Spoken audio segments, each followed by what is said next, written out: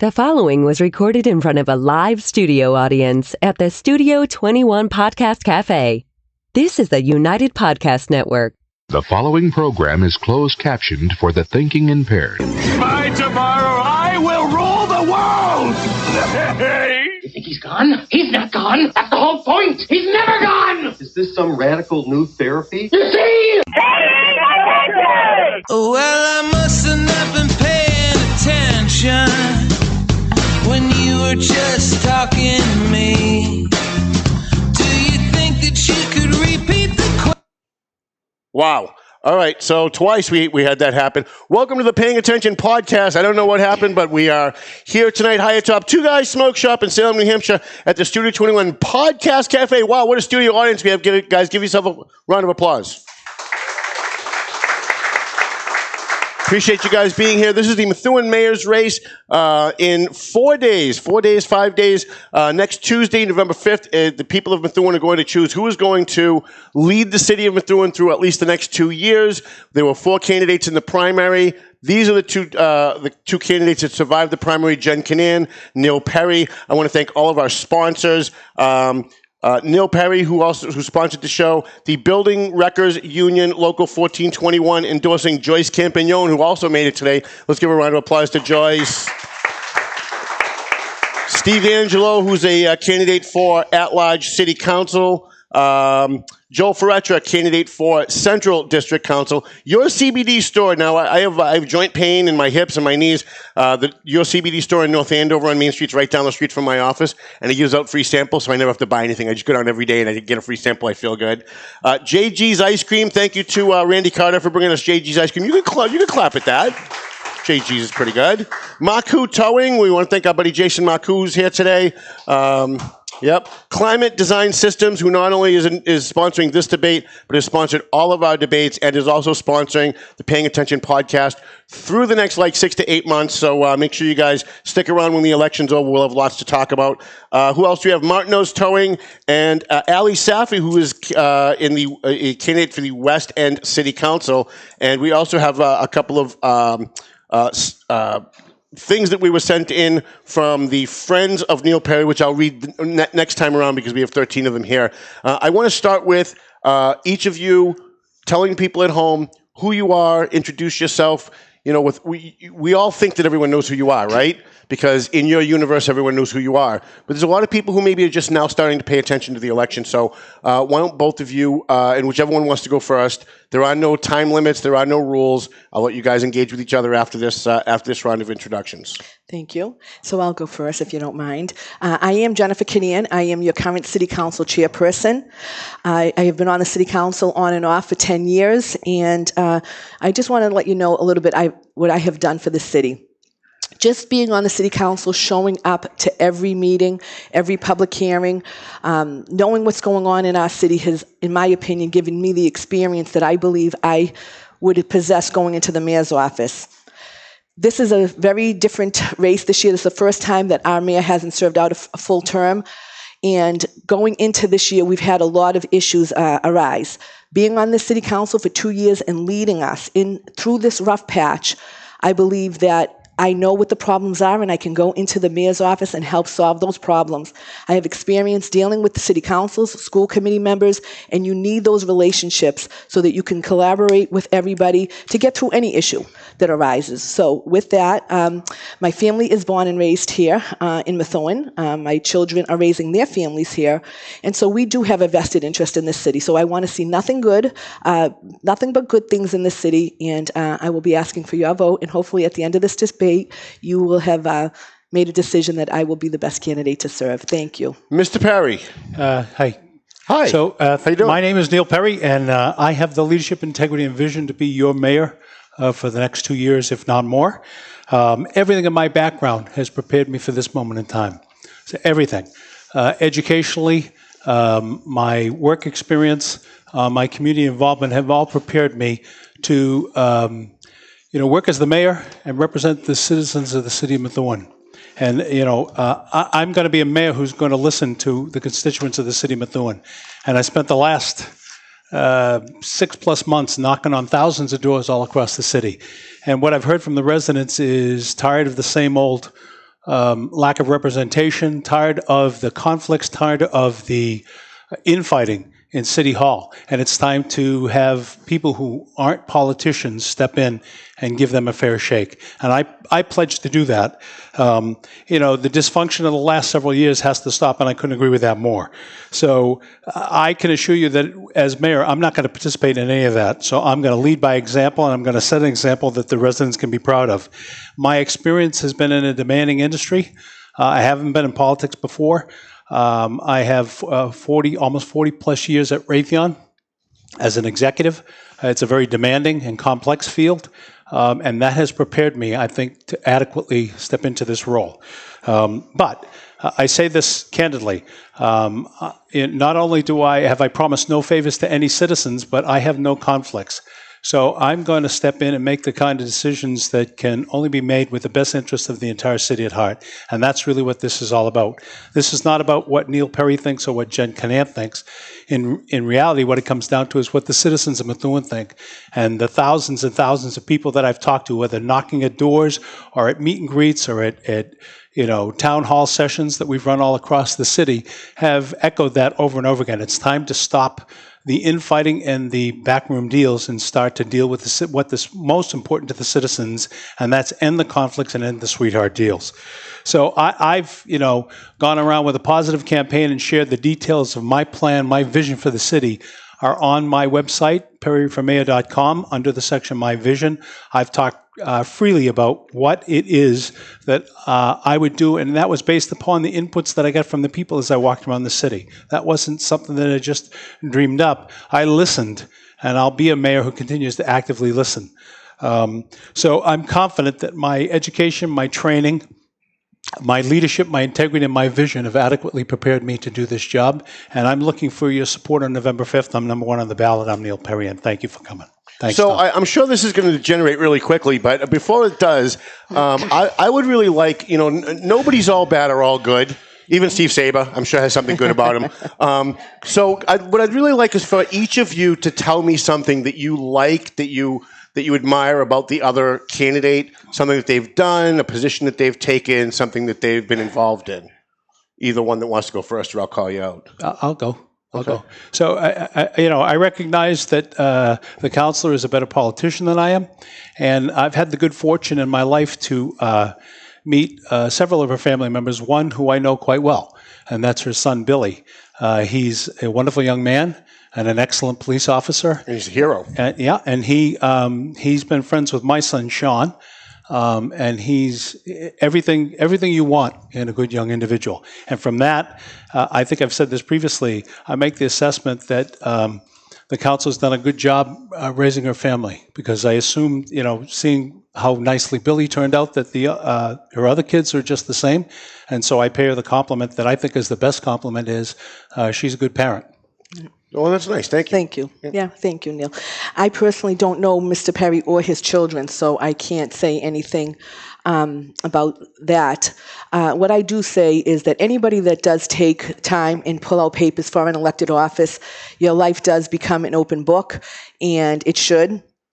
So I do commend anybody that does do that. So I would have to say I would commend Mr. Perry for taking out papers and trying to give back to the community in an elected position.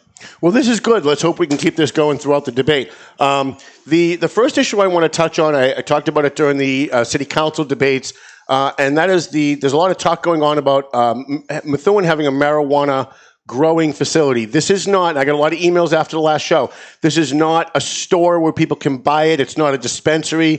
It's not anything where kids can go get it. This is just a growing facility that will be used to ship out to other places. There's a lot of talk about that. There's a lot of people who are, for moral reasons, very much against it. There are a lot of people for financial reasons who are very much for it. And I'd like to know what each of you think about it. So I'll go first. Sure. And we currently have a moratorium on any marijuana uses, facilities in the city. But the Community Development Department is working on something. We're supposed to be doing a public hearing very shortly, possibly after the election, just to talk about it, talk about the cultivation, recreational shops, medicinal shops, and finding out where they feel is the appropriate place to zone it.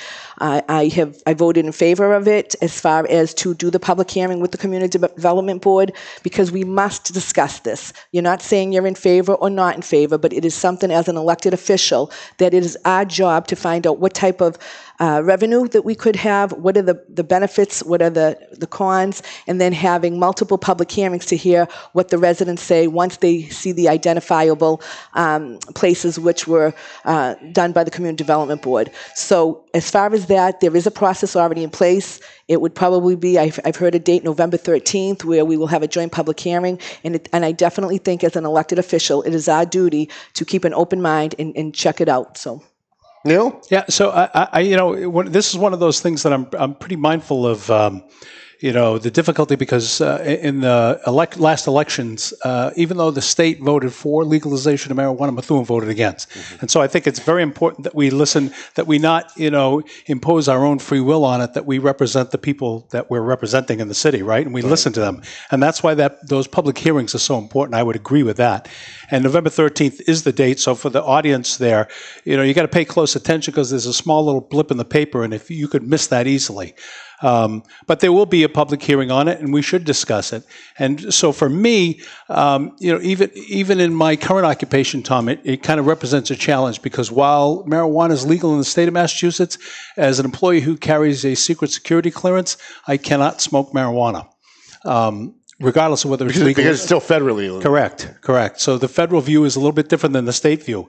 But, I go back to, we would have to look at all the details associated. I talk frequently about the facts and data, so much so my team says, stop saying that. But you got to look at all the details associated with it, not just the revenue, but also, how do we control it, and where do we put it? And so where do we put it is an important thing.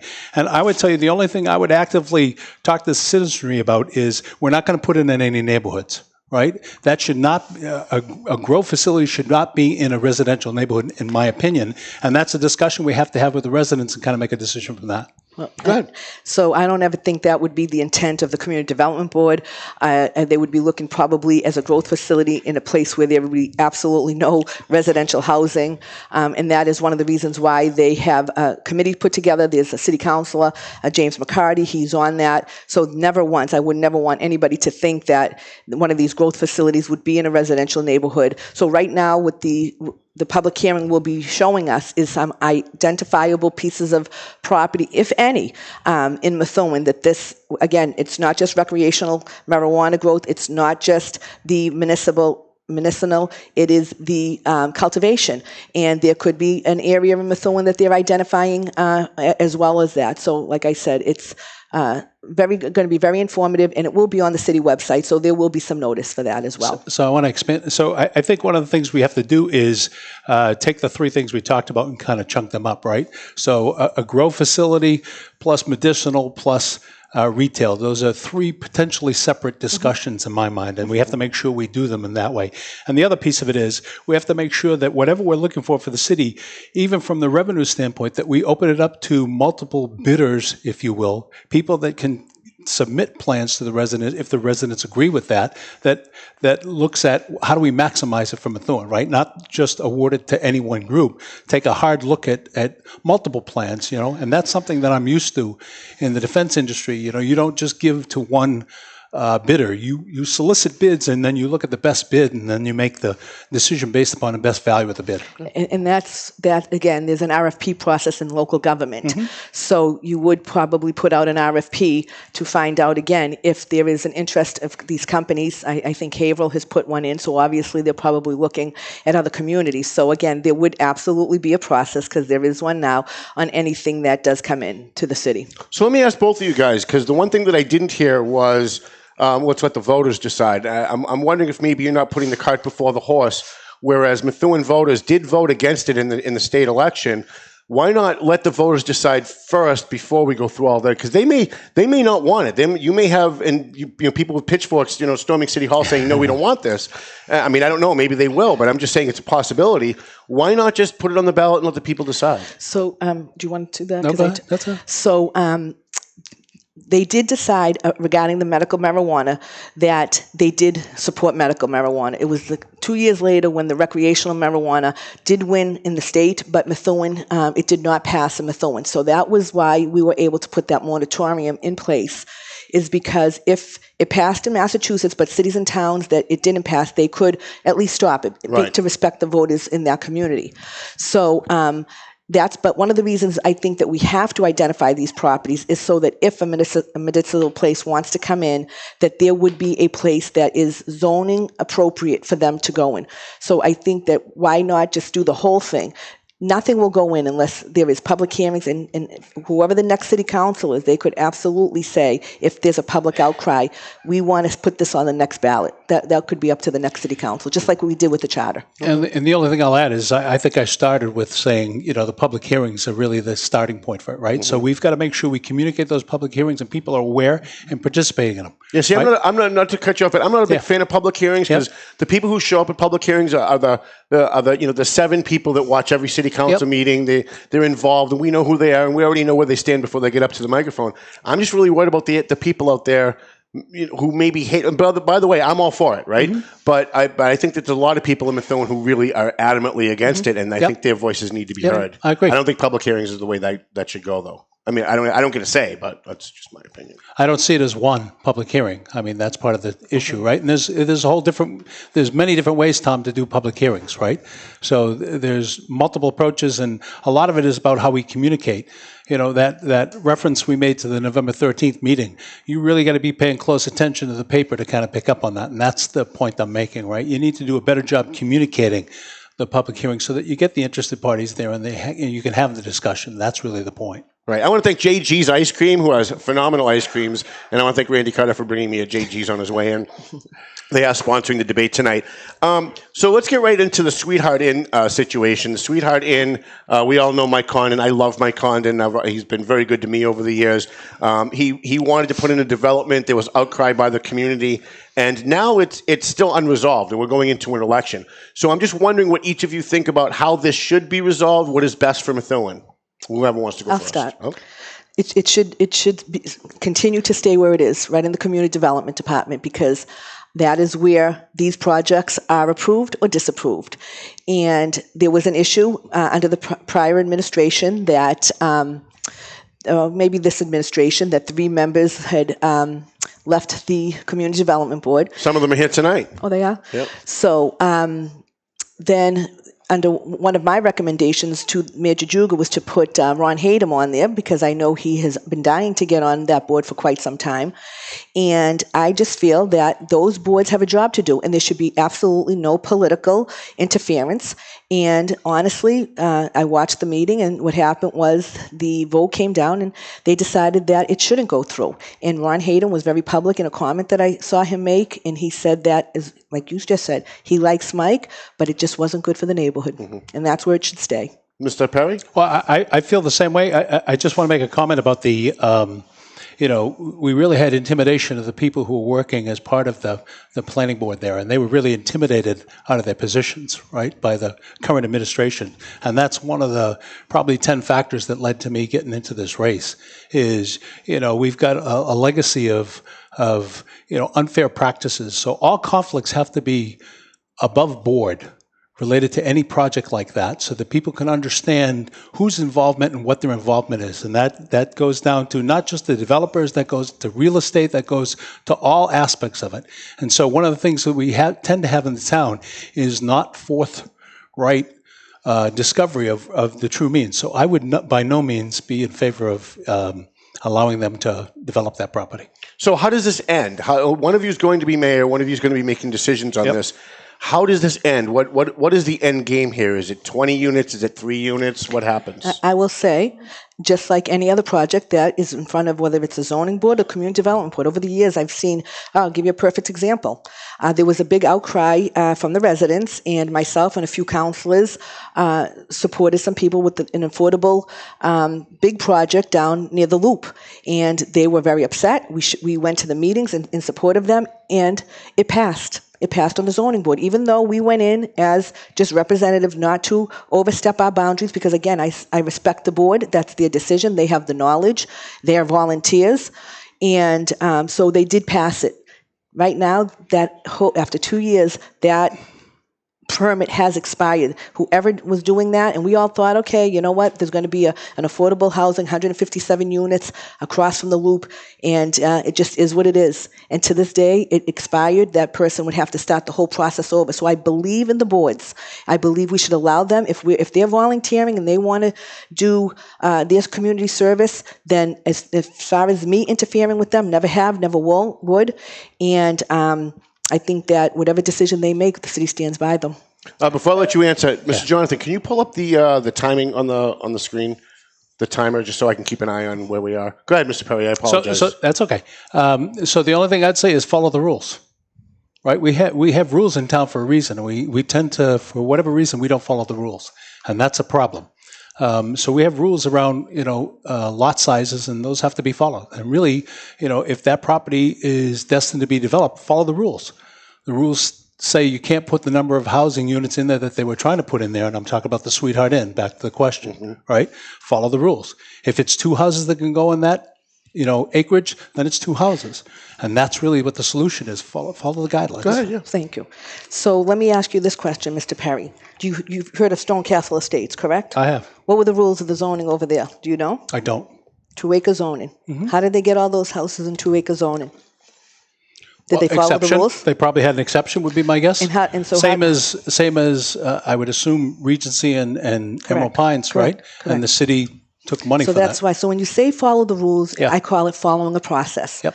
If the Community Development Board, getting back to my original statement, the Community Development Board would have all the information, and if that was an open space recreational development, they just did that, I believe, up on Great Oaks, up on off of Maple Street or North Street, and they had to go in front of that same Community Development Board, and I believe that was supposed to be another affordable housing, couple of affordable housings on there. You can ask one of the members if that's still the case. I'm not sure if that changed after the original permit was given, which I think it was.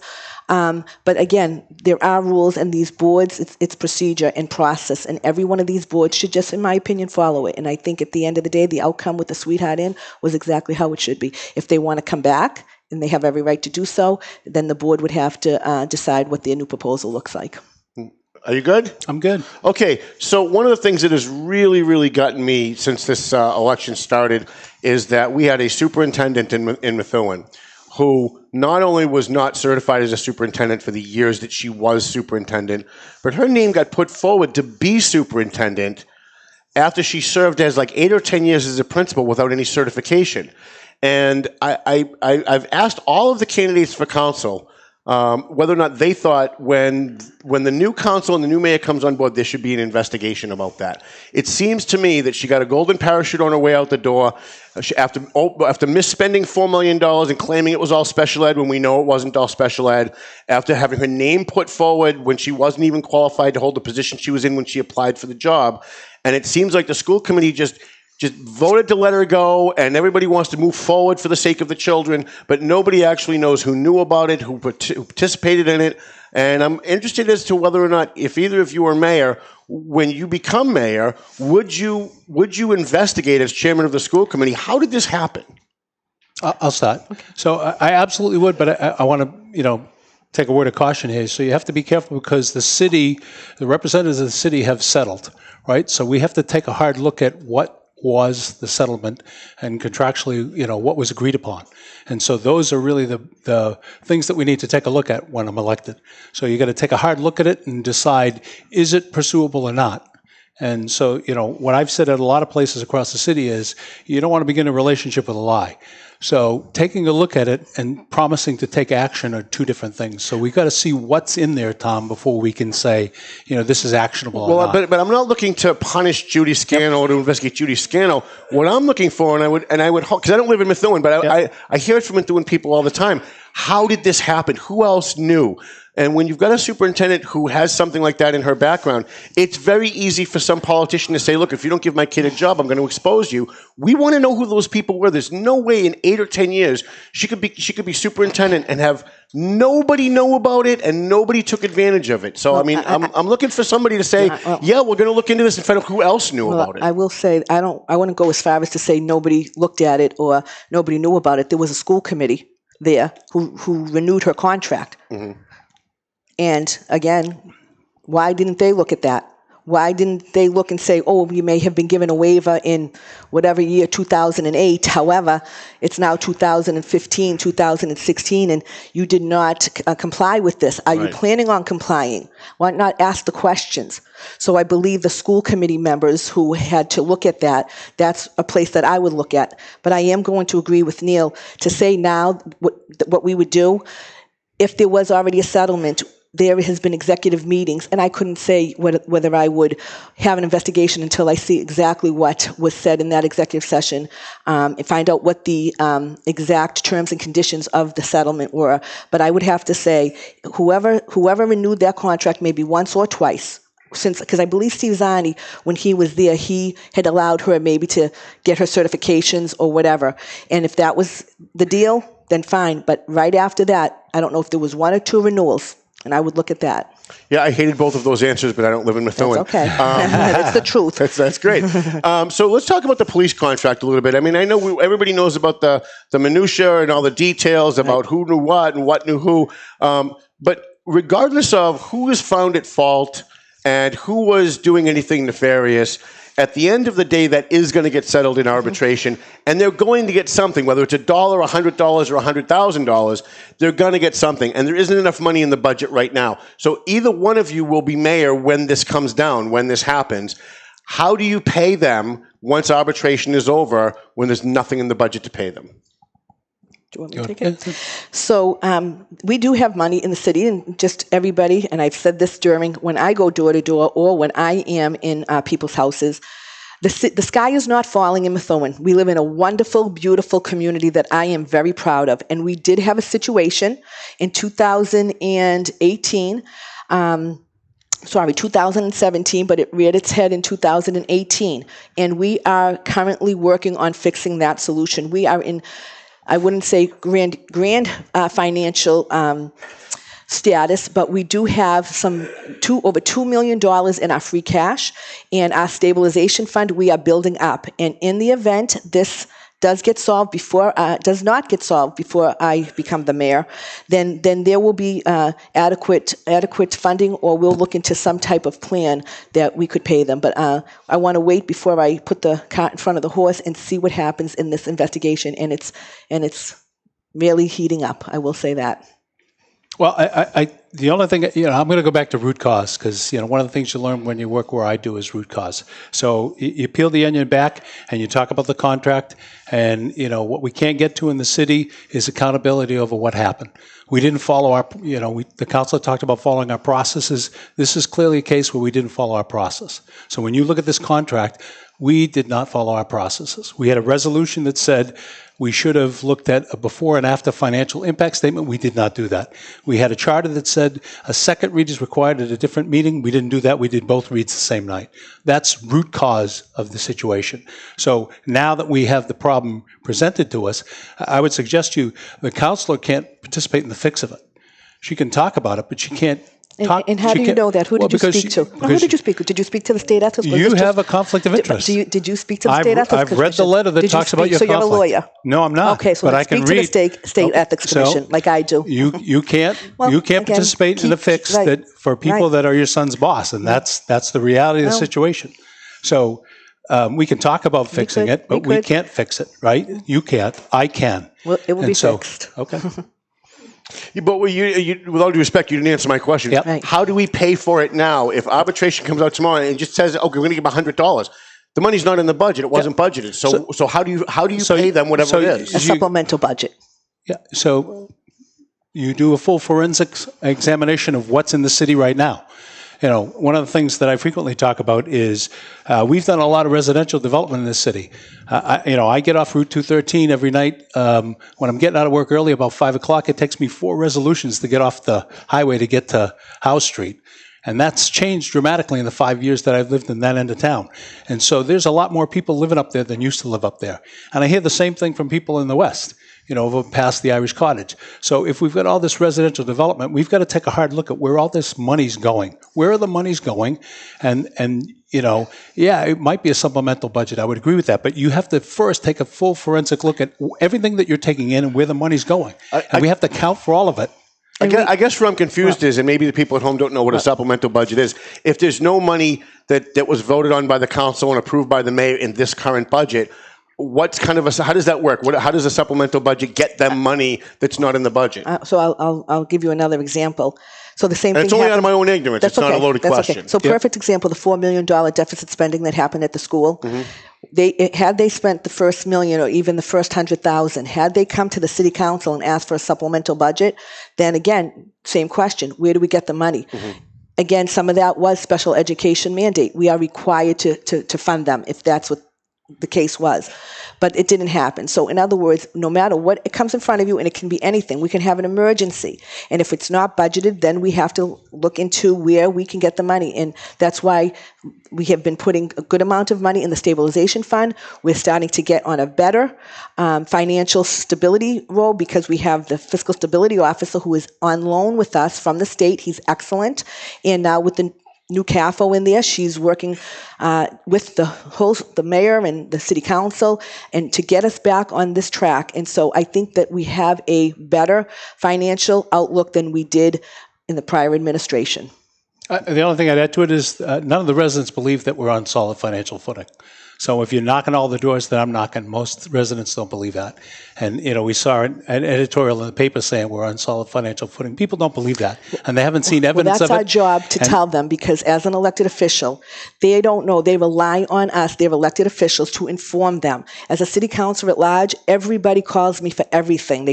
Sometimes if they even can't get in touch with a school committee member, they will call until they get a person. It is our job to inform them, our knowledge to say, this is how our stabilization looks. Hey, this is how our police department looks, our fire department, our senior center. When we go to the door and they're afraid because of what they're hearing out there, then it's our job to say, guess what? I'm working my hardest. Yes, we had a problem, but we are fixing it. And then when I leave that door, they feel better. When I walk away from that door, there is not the sense that Methuen is going down the drain. And I will tell you, you can look at that. I think my opponent had mentioned, I'll give a perfect example, Emerald Pine on the other side of Methuen. They're paying upwards of $700,000 to move into our fine community. That is a high value on your property. So to sit here and hear what I've been hearing when I'm knocking on doors, that is not the case, and I will do everything in my power to make sure that people in this community know we live in a great community, great people, whether they're my supporters or Mr. Perry's supporters. I still consider them all good people in this community, and we need to keep that message going, because a positive city is a successful city, and people want to come in. So that's all I have to say. The only thing I'll add is if that was the case, then the ERP system that we just had to take the money out of the Searles from, we could have gotten from elsewhere. Right? Instead of taking from the Searles building where we desperately need repairs, we could have found other places to get it. So, part of being honest and transparent to the citizens of Methuen is we've got to tell them, how ugly the baby is once in a while. And that's the reality. I do want to chime on that. So the former administration, and these are all facts, took out a $2.3 million bond back. I would assume it would probably have been in 16, maybe 17. And it was for some repairs that are needed on the Searles building, our beautiful Great Hall. That money sat there, ladies and gentlemen. $2.3 million just sat there. And there was no plan to get any repairs at the time done on the Searles building. As we found out that, again, we could use this wonderful system. I think we have decided on it. It's called Munis. It's an integrated financial and management system, which finally, we are going to bring both city and school together in their finances, so this never happens to us, both on the city side and the school side. There was just a huge disconnect. It was nobody's fault. It was just that the city and school were pretty much two separate entities, or they were acting as two separate entities.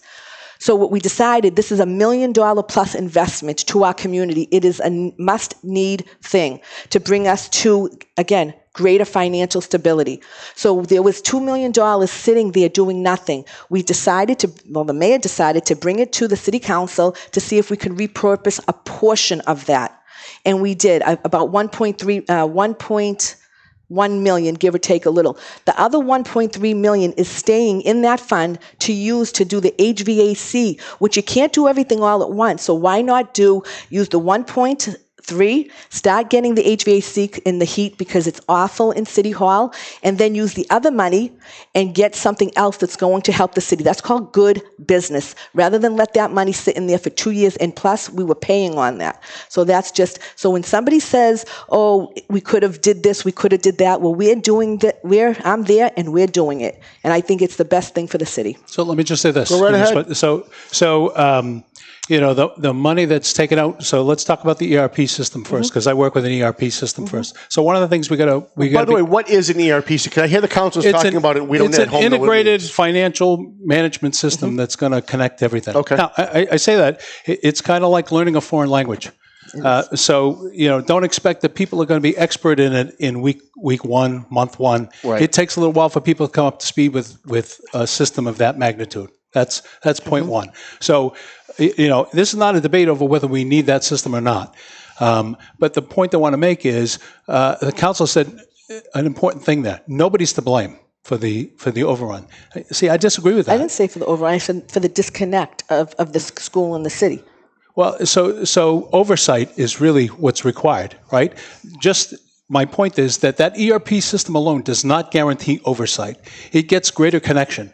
And it's not true. The audit, if you read the audit that came out, said that not all of the overrun was caused by special ed mandates. Right. In fact, most of it was caused by overstaffing, administration, right.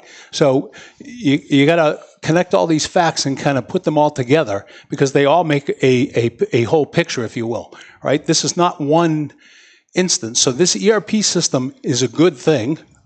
I'm for it, but it's not a panacea. It's not going to fix everything on day one. It takes people a while to get used to a system like that. It's pretty comprehensive. And I know what I'm talking about when I talk about ERP systems because we use one. Right? It took people that I work with a significant amount of time to get used to it. It's a change. It's a significant change. It is. And so I just recently had a meeting with Sean Cronin, who's a fiscal stability officer, and he said that the company that you buy it from, they definitely send a crew of people because every department head has to know how this works. But when it's all said and done, other municipalities have it. And so let's just say when somebody retires, you're not going to have to, like you said, where are we going to get the money? Everything in here is they're going to know how many hours are owed, who has sick days, who's on vacation. It's going to talk about who's overspending. What do you have left in this department? It is essential, especially as we're now at 50,000 people. This is something that, and what I had said, will bring everybody together. I don't think 5 years ago this system would have even been considered, but in seeing what has happened on both the city and the school, it is going to be something that bridges both of them together so that one department, which would be the CAFO's department, will keep their eye on the city finances. And I think that's very good because now somebody's responsible for that. And the only point is you've got more than just the system, right? I want to keep pointing that out. There's more required than a system to provide that oversight, right? So it requires people, it requires connection, it requires collaboration. And so you're not going to get that automatically by an ERP system. It just doesn't work like that, right? There has to be some connection because if you go back before this, we did have a town auditor, right? With the largest line item in the city budget has been the schools, right? But you just had rather rolled up numbers in the budget, city budget from the schools, right? And that oversight was what's not. So the CAFO or the auditor on steroids is really what's going to provide that oversight and kind of bring us forward, not just the system. I want to come back to the school department for a minute because I watched, and I want to congratulate Councilor Kannan on the yeoman's work that the city council did in the last 2 years, going line by line for the first time in my lifetime that I can remember, going line by line. I mean, how many pencils we have and where is it being funded from? And as long and painful and arduous as some of those meetings were, I watched every minute of them. I thought it was great for transparency for the community. However, when you guys were done, the school department came before you and threw a lump sum number at you guys, and you guys just accepted it. And I'm yelling at the TV, those of you who watch my live podcast, I'm yelling at the TV going, wait a minute, I mean, doesn't that defeat the whole purpose of what you guys just did? So I'm wondering, why did the council, for Jen, why did the council allow the school department to give you guys a bottom line number and not have to justify line by line what you guys did, because you did such great work? And I guess for Mr. Perry, how would you have handled it had you been there? So for me, are you talking just this first one or the second one? Because we have gone line by line on both. But I do know, because of the prior administration, and this is part of the problem, he was supposed to be the educational mayor, the one that I ran against. I'm the educational mayor. How's that working out for our school system now? But he did underfund the school. In fact, the first year, there was one time we had to give them $2.5 million out of our stabilization fund, because you have to fund your schools. You have to do it. Second of all, this time here, I do know there was a lot of discussion with the school committee, and I think that they were looking for a higher number. But over the last couple of years, they have gone from 72 million to over 80. So that is a big jump over 2 years that we showed as a city council that we are willing to give the schools, because they need the money. Well, let me ask you, why? I mean, I'm watching that they overspent by $2 million under Zaney, then they overspent by $4 million under this mayor, and you guys just keep giving them more money. They need the money. At this point, they need the money for the children. But they're misspending it. Well, again, there was, and I will concur with my opponent, I did look at the numbers when the $4 million came in again. They should have come to us for this, and there was about, I don't know the exact number, maybe 1.1 or 1.2 million of administrative raises. It was in there. So that's something, again, I talked to my school committee members about, because this is something that came to us, and we had to fund them $4 million because we cannot deficit spend as a city. And while we did the deficit spending, it automatic put us in, just to let the residents know, it was not the police department. It was the school's $4 million deficit spending that got us into fiscal oversight. I say, if there's any one good thing that happened because of that, that would be it, the state oversight, because we needed the state here. There were too many things going on in this city. We have Sean Cronin here, and he's overseeing us at the lowest level of oversight, and just to get us back on track, because he said, again, Methuen's not in tough shape, and it's good news to hear. But the $4 million of overspending was immediate state oversight, and in that law, which was the Home Rule Petition, Chapter 278, we have put some more city-side oversight with the CAFO to make sure it never happens again. Mr. Perry. So, the only thing I'm going to disagree with the council on is I don't know that, and this is not a reflection on Sean Cronin, because I think he does a good job. I don't think it's ever a good thing to say you have state oversight, right? That means you did something wrong. We did deficit spending, and that's what resulted in the state oversight. And Lawrence just came out of theirs. So, but I must. I 20 years later. Yeah, but I do have to because again, if you've watched me on the council, anytime somebody says something that twists words, I do have to stop. Sure. So I didn't say that the overspending was good. I said if anything good came from that, we have, because if you're sitting in my seat on the city council with everything that went on, and I think everybody was watching it, that everybody was doing what they wanted to do in the administrative office, and obviously the $4 million of overspending without following certain procedure, as you speak so much of. You're not saying that, but it's good to have somebody independent to be here to watch and make sure that we are now putting the proper policies and procedures in place so this never happens again. So it wasn't good to say that we deficit spent, but the one good thing that came out of that is the state's here, because we need somebody outside of Methuen to help fix this problem. But we would not have needed that if we had only followed our own guidelines, is my point. Well, the guidelines of the school department, because that's the only reason why they're here is because of the $4 million overspending. I didn't disagree with that, Council, so okay. I don't know what the argument is. There's no argument. So we'll fix that. Yeah, we'll get to it. So I lost my point there. I'm sorry, that was my fault. No. So I think, one of the things that differs tremendously from, I'm going to say governments in general, right? Let's not restrict it to the city of Methuen. It's a much different approach to budgeting than it is in private industry. And I understand that. And, there's certain things you have to face as a government that you don't face in private industry. But there's a much harder line in private industry, meaning you get a budget and you're going to live to the budget.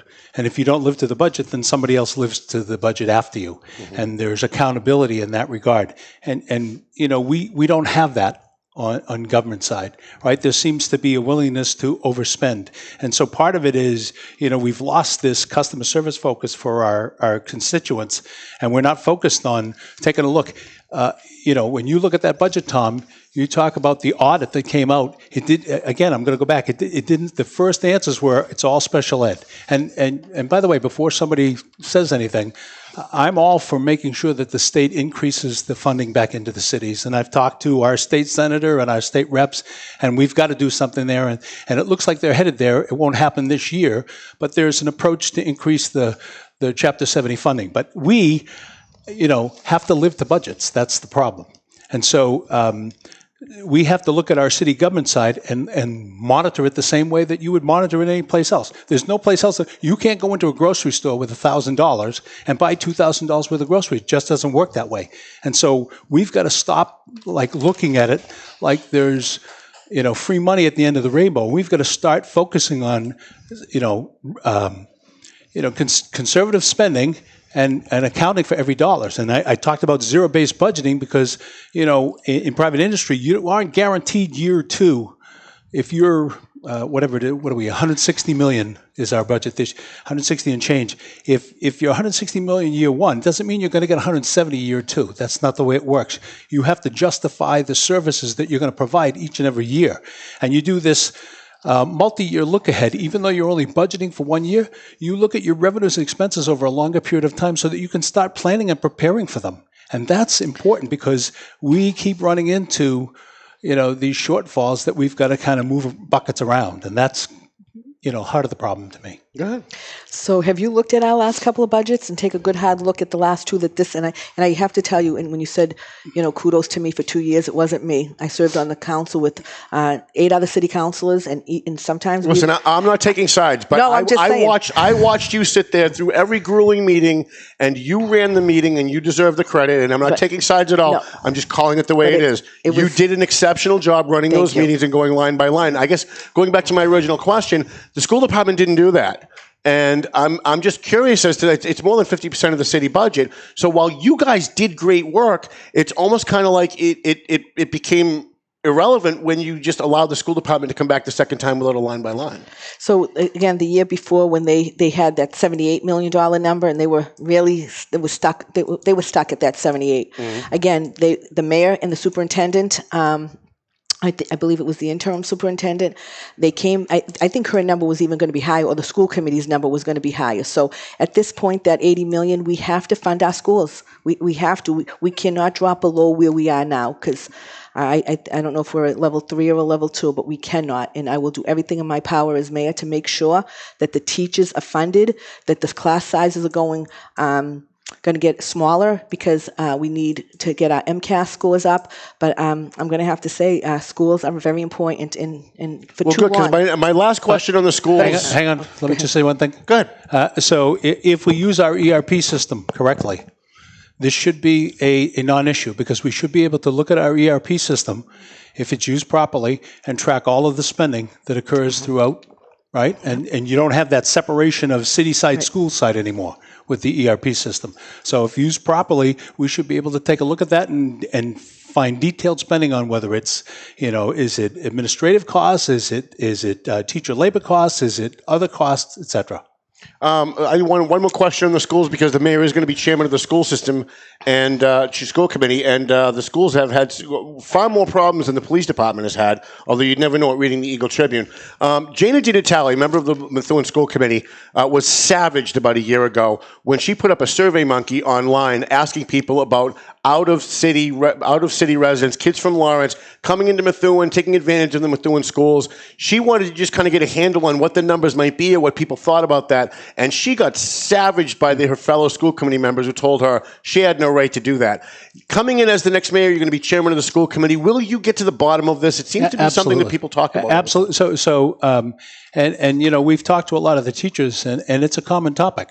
Right, we just have to approach it in a sensible way, right? So, you have people saying, well, you got to check everybody who takes Uber. In this day and age, a lot of people take Uber to school, right, with multiple working families, right? So you need to take an aggressive approach to make sure that the kids in our schools are only our kids. Our taxes should be paying for our children to go to schools, and that's really the fact. And so that requires a partnership between the schools and the school resource officer, and an aggressive approach to kind of look at that and ensure city residency for the people that attend our schools. Good. And I didn't see that meeting where she was ravished, but I do know that there is a system in place because I have kids in the school.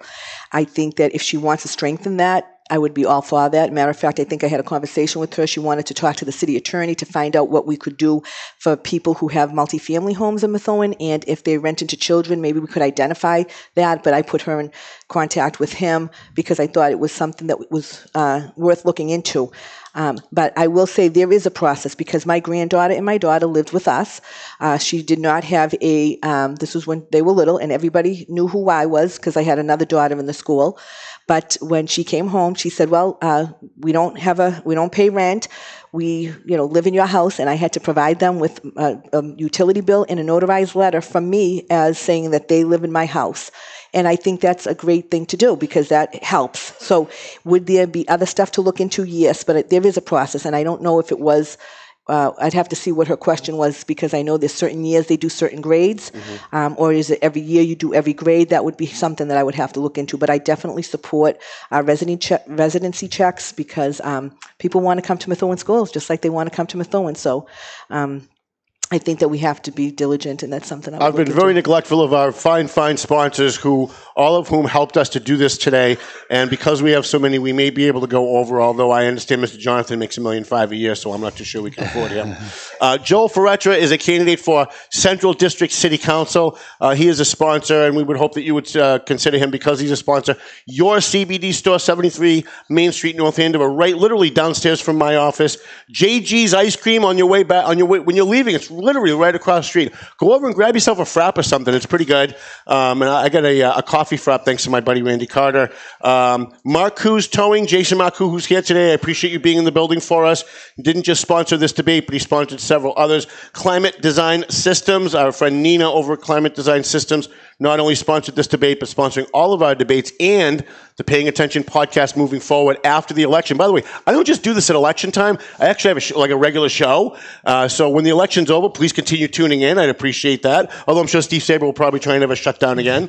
Martineau's Towing called last minute and said that they really wanted to sponsor the debate, and we appreciate that they've done that now for a couple of our debates. Neil Perry, candidate for mayor. Ali Safi, who is a candidate for West End City Council. I think I got all of them. Did I miss any? And Building and Wreckers Union, Local 1421, endorsing Joyce Campagnon. Joyce Campagnon's in the building. Thank you, Joyce Campagnon. We love Joyce. We love Joel, and we love Joyce. I wish they could both win. So at this point, I think what I'd like to do is I'd like for you guys to ask each other a question and talk to each other about the differences between you and maybe even some of the similarities between you. I think it's important for the people at home to see the contrast, but also to see what it is that you guys agree on. And whoever wants to go first, I'll be happy to let you go first. So I'll talk about a couple of issues if that's what your premise was. So the City Council recently had a resolution in front of them regarding using state taxpayer dollars to repair one of the railroad structure. How did you understand that, and how would you have voted on that? The railroad structure or the L's? Well, the grant was to fix the roof in the building and then the L's as well. It was a whole roof and... my understanding is that the building itself is private use and that the L's and the tracks are leased to the city. Mm-hmm. So I would have first gone and ascertained who owned what first, because you can't use, as you know, public money for private property. But is that true though? Yeah. Because didn't the council vote to pave 2 private roads this past year? Anybody? So, okay, Maybe I just okay. misunderstood. So on there are some grants that specifically say they could go towards a specific building. Again, right now, in fact, yesterday there was a community development presentation about how to use certain grant funds from the federal government on blighted buildings in specific areas. I went to that yesterday, and so the homeowner or the business owner would have to apply for the grant, but so that's separate. This was money left over from the rail trail. So I'll go back and just say again, the original proposal brought in front of the city council said that there was going to be a roof on there and on the L's, and whether it fixed the structure for over 200 and something thousand. And if the L's are leased to the city, I would go to the register to the city public records and ascertain, who owned the L's, and then if they belong to the city, I would vote to approve them. So, because you were on record saying that we had to return the money to the state. Well, you didn't use it. You didn't use it for that. Yes. So, but we didn't have to return it. So because that was something that is being said during these meetings and talking to the residents, because they're calling me and they're asking me the same question. The money was used from the rail trail. We had a few $100,000 left over, maybe even more than that. 328. We actually had about 900,000. Okay. And we did not have to return it to the state. It is up to the city to use that money where we deem that we want to use it. My opinion, and that's exactly what myself, Councilor Saber, Councilor McCarty did. We went to the registry and found out of deeds online. I think we got the exact ownership of the building, and found out that we didn't own the building, and it would not be in the right of the city council to use that money on privately owned property. There are plenty of other things in our city that need repair. We could go to the islands. We can go to the down on throughout the city. There are places where we could use this money, and to say that we had to give it back, we did not have to give it back. So is your position that Methuen doesn't own the L's, or? I didn't say the L's. It was Okay. the reason why we said no. It was one contract that came in front of us, and again, this is something where somebody can pass judgment very easily on city councilors. And what happened was it was the whole thing. It was the roof. It was the L's, and I believe it was some. I watched the discussion. Yeah, but the point was, you can't say yes to this and no. That's why it had to be voted down. But you just said you could use it anywhere that the city deemed. If it was city, if it was undisputed city property. So the L's it's not undisputed yet. We're looking at that. We're in executive session looking at to see if those L's are even our property. Okay. But again, giving us the benefit of the doubt. Public records could really tell us. Public records didn't tell us, and that's why, again, sir, it's very easy sitting there, but us, again, good people sitting on the city council continuously being bashed for again, you had it. Did you go down to the registry and see what was owned before you actually criticized us? Again, it's very hard to be a public servant. We do the best we can, but to sit there and you want to be the mayor of the city council, the mayor of the city, you got to work with the city council. So I hope that when you make these comments, we do our homework, and that's just one of the things I had heard you said. We don't have to return the money. Why would you not have delayed the vote until you ascertained whether the L's were city property or not? Well, why have the vote that night? Because the records we had that we had in front of us said that they weren't, and at that point, I'm not going to spend another dollar, because this city had gotten in trouble, not before I was on the council, but for misusing grant money. And we had to pay it back. So I will not do that. I will not put this, again, learning from mistakes in past. And so the answer was that was not undisputed. There are better places that we can use that money that we know 100% sure that they are city property. And that's where I'll look to spend it. Neil, do you have a question for Councilor Kannan? I want to finish on this topic. Feel free. Okay, so how long is it going to take before the city council determines whether the L's are part of city property? Thank you. It's currently in executive session. Lawyers are working on it because the VFW may be involved in there because they own that property. So we just want to make sure we get it right. It shouldn't be something quick, but before the... I agree. Yeah. I agree with that part of it. Okay. Then we should have tabled the vote, is my feedback. They can say no or reconsider, but there's other places right now undisputed that we could use that money. Neil, do you have a question for Councilor Kannan? Yeah, so in light of... I want to talk about the conflict issue, because the conflict issue is not my issue. If you're knocking as many doors as I am, the residents of the city always want to know about the conflict issue. That's going to require another cigarette. Go ahead. So can you acknowledge that you are going to have conflicts dealing with the police, the fire, and potentially parts of the school system? Absolutely not. Okay. And I'll tell you, it is not the people who are in the family who is a conflict. It would be myself putting myself in a conflict. And I would ask you, have you ever looked at my record? Do I have 10 years of serving in the government? Do I have one violation against me for conflict of interest? The answer is no. So the bottom line is, going into the mayor's office, what happens? I just want to let the audience know what happens with conflict of interest. If I am a city councilor, and let's just use my son, and there is a line item for my son's direct pay, and they've told us many times, we've had many wonderful people who serve on the council who have family members that work in the city. If there is something that is a line item directly to them, I recuse myself from voting for that line item.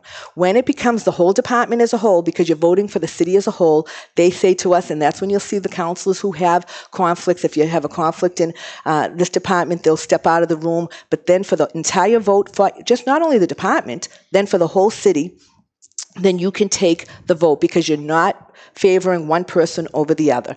So that would be the answer to that question. But I'm going to take that a step further. Go ahead. Seeing the problems that we had in the last contract, the mayor himself thought that he was the cure-all to negotiate contracts. I can negotiate these contracts. Honestly, after seeing what happened, and I've been sitting there and I've watched this whole police contract go out, I don't know who's to blame, because I'll wait and see the true investigators. Let them figure out who's to blame, but somebody is.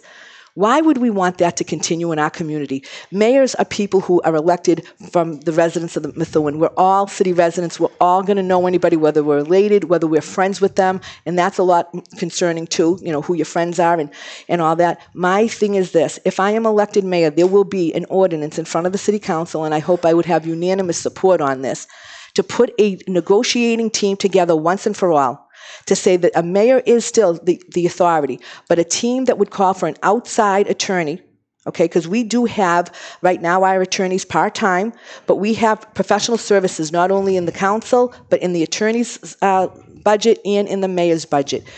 You only negotiate collective bargaining agreements every 3 years. So it's not going to cost our city a ton of money. I'll use an analogy as if you go to a doctor and you have a pain, let's just say in your back, they're going to send you to a back doctor. Why can't we finally, for once, get a company and put them on retainer that have expertise in negotiating union contracts? Take the politics out of it. Look at where it got us, ladies and gentlemen.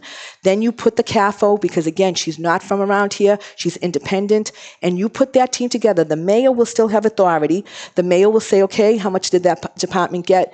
And then give a money allocated. But you put them in the room with the same people from the union who their attorneys are only pretty much focused on union business. Why shouldn't we have the same for our city? So that's something I will do. After seeing what happened, that would be my solution. City council passes it. You don't have to worry about conflict. You don't have to worry about politics, favors. It's finally time to do the right thing, and that is my proposal. And so the only thing I'll say, kind of rebuttal to that is you keep going by the initial root cause of the situation, right? So you want to talk about negotiating. Your position is you don't have any conflict. Right. Correct? But why should we negotiate? I mean, I know you're going to say that you negotiate billions of dollars of contracts, and I can say I negotiate, real estate deals. Sure. Millions of dollars worth of real estate. But honestly, Neil, this is time to fix our city. This is what we've both been hearing. Agreed. And I've sat here across from a mayor who I had no problem with, Mayor Zani. The only thing I differ between you and him, he served on the city council. He served on school committees. So he actually had knowledge of government. But he didn't, when this all happened, this is what the problem is. You have to take that political person out of it because, as you said, go ahead. Yeah, I agree with you. So you have to take politics out of it because you're making an argument here with the left hand that says you have to be a politician to run the city, and then you're saying you have to take the politics out. Well, you're saying because if you don't have experience on school committee and city council, you can't run the city, and I don't agree with that. So you've got to peel this all the way back to you said we don't know who's to blame. We know where the original problem started. We do know. Where was it? Well, Please tell us, because the investigators don't know, so I'd like to know. And that's fine. So where was it? So no matter what comes out of the investigation, there was one contract presented to City Council, and City Council voted and approved it. And that was one of the votes you took, and you voted to approve it. And that's a matter of public record. Correct. Right? So and can I that was a mistake because, hang on, let me finish, because you violated your own process. You talk about creating processes to follow here. You had a process in place. You had a process that said, compare the financial impact of the old contract and the new contract. You didn't do that. You had an auditor who was there who said, there's a problem with this contract to some of the city councilors, and that was ignored. You had a solicitor in the room who nobody raised a hand and asked the question to. That's where the problem starts. In the end, we can all hope that the investigation finds that the contract should be thrown out because that would be the best solution for Methuen, correct? Right. But it doesn't take away the issue that happened, the root cause. And so that's part of acknowledging that we made the mistake. We can't say we will follow process from here on in when we didn't follow them. Right? We had an instance a couple of weeks ago where Councilor Finicchiaro had changed that 4720 resolution to say that any financial impact had to be disclosed, promotions otherwise. And we had somebody here for City Council who wanted promotions and didn't have any financial impact statement. And she was derided because she said, give me the financial impact statement. And she took derision from the people on the rest of the council. How did she vote? Do you mind me asking? I can't exactly. She voted no. She voted no. No, she didn't. She voted no. She voted no on the fire position, then she voted yes on the next one. Correct. She voted no on the fire position. Oh, I don't know about that. I think that's right. So my whole point is, your definition of conflict is much. I reread the conflict definition from the state yesterday. Yeah. Your definition is much narrower than theirs. I think if you look at it in its entirety. And you can get an opinion on this. I'll handle if the people put me in. Yep. I'll handle that with the Ethics Commission and with the AG's office. But you just said the mayor will. You just said the mayor will approve it. So if you're the mayor, anytime something comes in front of the city council, being the chairperson, I have you call them constantly. My file is this thick, and so I have. That's why I said my record is spotless. I would, I would continue the same practice that I have here and here. As far as being a conflict, I personally don't, because they have told me I can take care of the city as a whole. We've had mayors who've had relatives. You can vote on the police. You can vote on the Superior's contract. As you know. Yeah. Mayor doesn't vote. I know. Yes. Okay. But you can negotiate the Superior's contract. And did I just say I was going to negotiate? I was because of practices. You said the capital was going to do it. I said that again. Let's take this step by step again. I personally don't believe that the mayor should be negotiating a contract. If you take that and the residents want to believe this all again after the 2013 election, then you negotiate that contract, and I wish you the best of luck, because you would be my mayor if you did that. Thank you. I would hope that you wouldn't, because after seeing what happened, and I believe my opinion of it is different. I believe that the city councils, and you should believe that too, because it's the right thing to believe. We sit there, we have an attorney, and the attorney and the auditor are the ones who inform us. They work for us. And again, if you want to believe peeling the onion back, that's good for you. My thing is, there was 7 other contracts that day, and not one of them caused a problem. I want to believe you. Yeah. I want to believe you. Yeah. You sat here 2 months ago and you said, I read and understood it. Yeah. Right? And then you're in the paper when we filed the complaint with the State Ethics Commission saying what? We were misled. Well, we were misled. Okay, hang on. We were. So how can those two facts be true? If you read it and understood it, how could you be misled? You missed the word presented, Mr. Perry. I understood it as presented. With all others, 8, 0, 2, and 2. But if you read it, only one contract was presented. You had 9 months. Let me finish. No, you had 9 months. One contract was presented to City Council. Is that not true? 8 contracts that we had. No, I'm talking about the police superiors. Correct. Because there's the hanging spectacle of whether there were 2 contracts or not, and they should investigate that. I agree with that. We should know whether there's 2 or not. One contract went to City Council, correct? One contract that you said, and I quote, I read it and understood it. As presented. Why don't you look at all my words? Here it is. Here is the contract. So let me ask you let me finish my point. You just changed your word. Here at the debate previously, you said, I read and understood. You didn't say as presented. Okay. You said, I'll look back at that, but that's fine. You can. I will. Then you said, when the complaint went to the Ethics Commission, that we were misled. Right. And that's when the presented was discussed. So, earlier you said you read and understood it. Either you read and understood it, or you were misled. Those two don't go together. Well, they do for me. Okay. So I'm going to explain something. So you've had that contract for quite some time. You're a $1 billion contract guy. Can you ask me, how much money did that contract call for the superiors? How much? I mean, The percentages? no. How much money? Well, I haven't added it up. You haven't. You haven't. You're running for mayor. I do. You're I do. running for mayor. You've had Yep. that a heck of a lot longer Yep. than the city council, and you negotiate billions of dollars. Yeah, But I've got it right here. but I'll show it to you. But you can't I tell me how calculated. much it is. Sure. Hang on. I'll show it to you. I got it While here he's doing someplace. that, I want to thank JG's Ice Cream. They make amazing ice cream, and you guys should definitely go across the street. Here it is. And get Okay. something. Here it is. Here it is. And here's my calculations on page, I think it was 25, if I remember 22. correct. Thank you. There it is. There it is. There's my calculations to show, right? This, Yep. what you talk about, the 022. Right. And I'm asking you a straightforward question. I'll answer Are it. you telling me this paragraph was not in what was given to City Council? And it was. And if you know the budget, if you know the budget as we had it, and we have a mayor, all these are 02 and 2, and we see that. Now, when you see this, Yeah. and you talk about cleaning allowances, Yep. have you looked at the budget before? No. You've never looked at our budget? I've looked at the budget for... Hold but- on. Have you looked at our budget? Yes, Because this is all yes. of the I've looked at picture. the So hundreds- let's yeah, not. yeah. So you know that they get a cleaning allowance. Yes. You know they get holiday pay. I do. You know they get hazardous duty Yeah, day. So with this, again, as I understood this, this would tell me that they were now putting this all in their base pay. This would not break up the city. This That's should correct. not That's what it break says. the city. Yeah. Now, as I saw this, and I said, okay, now again, patrolmen, they get the body camera. They get, I would say, a lot of this stuff. How Sure. come that didn't break the city? Yeah. Why? Yeah. So why didn't that break the city? If you just follow it, Right. it tells you that you're building, you're stacking on top of this is really what the problem is. So these percentages that I've written So down what's here, the price you have instead of the percentages? I had 423,000. That's what I came up with. What did you come up with? Well, at the bottom line, What is did you come we, up with? we came up with 2% high. I don't have mine in front of me, but I do have it because it was budgeted for that 2%. Yeah. Mayor Jajuga budgeted for Yeah. the 2%. So again, when this was put in front of us, Yeah. and we read it to say, okay, now they're going to be getting those things and put them into their base pay. Nobody, again, unless they were an accountant or they could tell us that was the 423,000 that came Right. out after months and months and months of asking. Yeah. But all you had to do was ask a question. You had two experts in the room. That's really the point here. You had a process. We can go into we the could go contract into over that, and over. yeah. We had a process that said you were required by law to look at the financial impact of the old contract and the new contract. And you... Just me. Yeah, you're right. Well, Yep. No, I'll not take just it. you. I'll take it. You're the only I'll one take running the for blame. mayor. I'll take it. You're the only I'm one the running- last one standing, Okay. and you can attack me all you want, Mr. Perry. The bottom Counselor, line is, watch.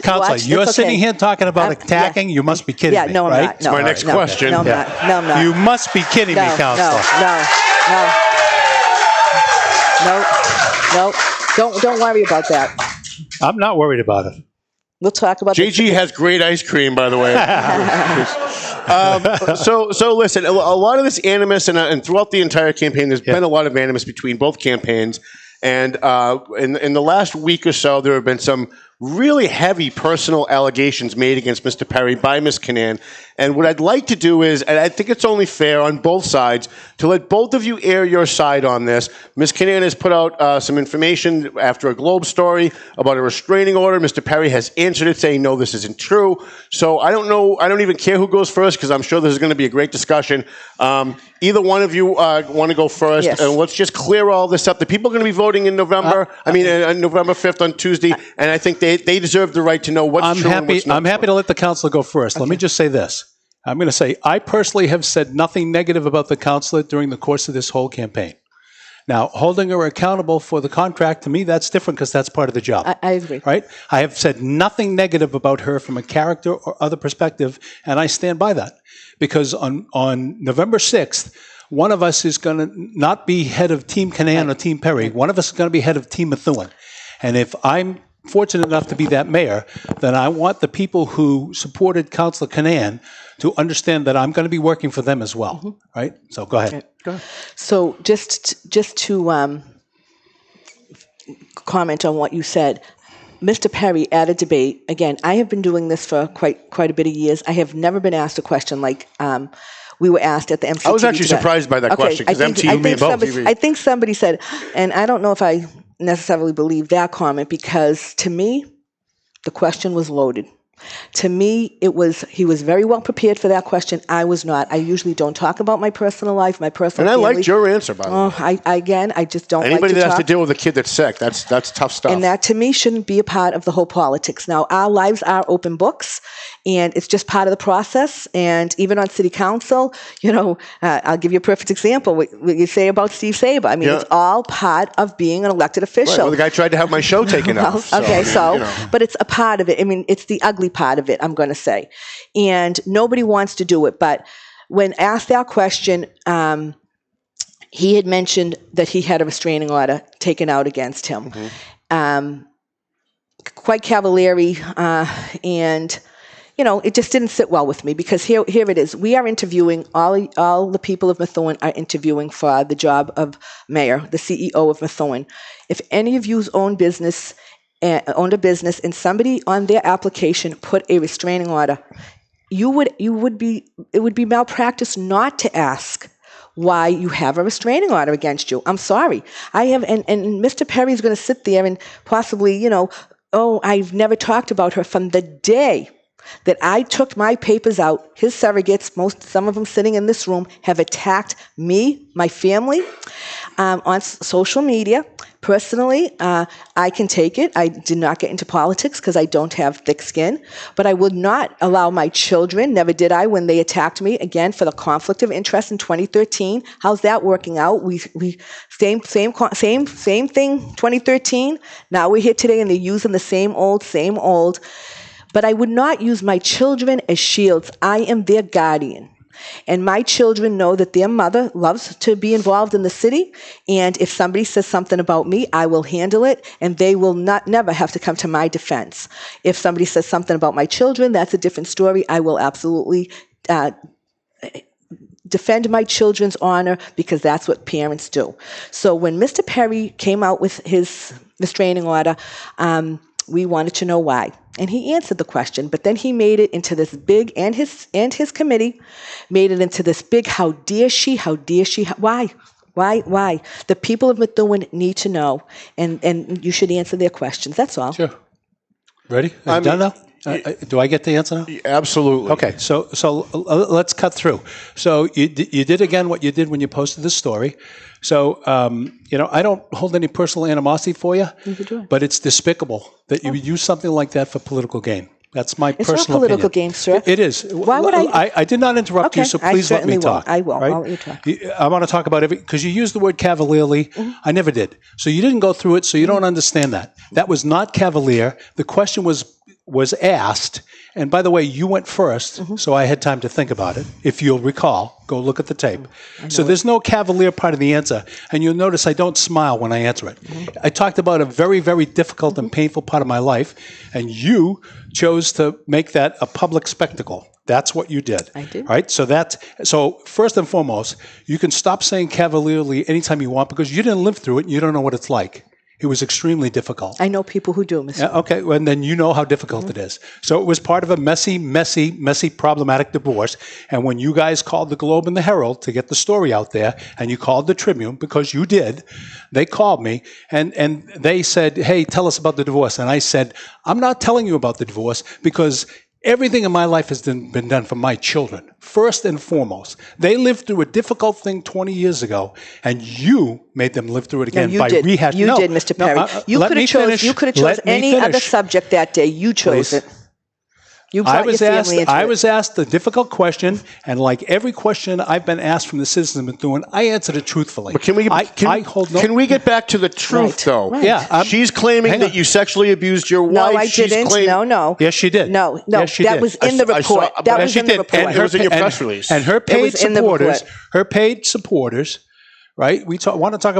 Let's talk about social media. Her paid supporters routinely come to my Facebook and my webpage and taunt me regularly. And that was way before the restraining order. So let's cut the you-know-what here, and let's talk turkey.